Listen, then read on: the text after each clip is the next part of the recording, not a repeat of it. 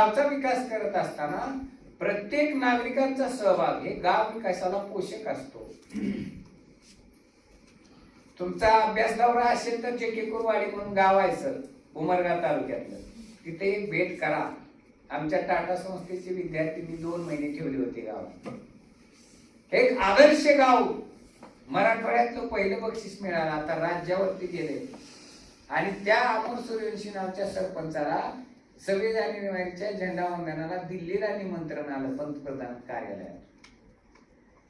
एक तरुण तडफदार नेतृत्व, गावातल्या सगळ्या लोकांना एकत्रित केलं, गावच्या विकासाची शिदोरी ज्ञान दिलं आणि प्रत्येक गावातल्या घटकांनी आणि त्या नेतृत्वानं आज गाव आदर्श करून दाखवलं. दररोज संध्याकाळी 2 तास सगळ्या कुटुंबातल्या टीव्ही आणि मोबाईल बंद असतो, विद्यार्थ्यांना अभ्यासासाठी वेळ. दररोज सकाळी राष्ट्रगान आणि प्रार्थना केल्याशिवाय गावाच्या कामाची सुरुवात होत नाही. ही एक संस्कार आहे, ही संस्कृती पडली आणि आज ते गाव आदर्श झाले.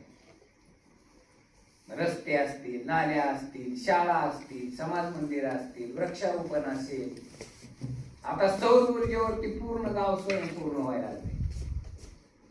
म्हणजे आदर्श गाव बनतं कसं? गावातल्या सामूहिक एकता, अखंडता आणि गावातल्या लोकांच्या सहकार्यातून गाव आदर्श होत असतात. शासनाच्या योजना भरपूर आहेत, शासन आपल्याला सगळं देतं, परंतु त्यामध्ये लोकांचा सहभाग नसेल तर शासनाच्या योजना सदा यशस्वी होत नाही.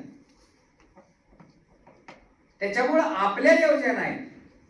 माणूस जोपर्यंत शासन आपला आहे आणि आपल्यासाठी आहे, शासनाच्या योजना आपल्या आहेत आणि आपल्यासाठी आहेत, ही भावना जोपर्यंत आपल्या मनामध्ये रुजत नाही ना, तोपर्यंत कुठली योजना यशस्वी होत नसते.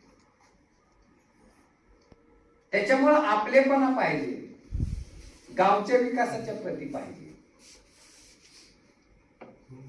ह्या सगळ्या गोष्टी अतिशय महत्वाच्या.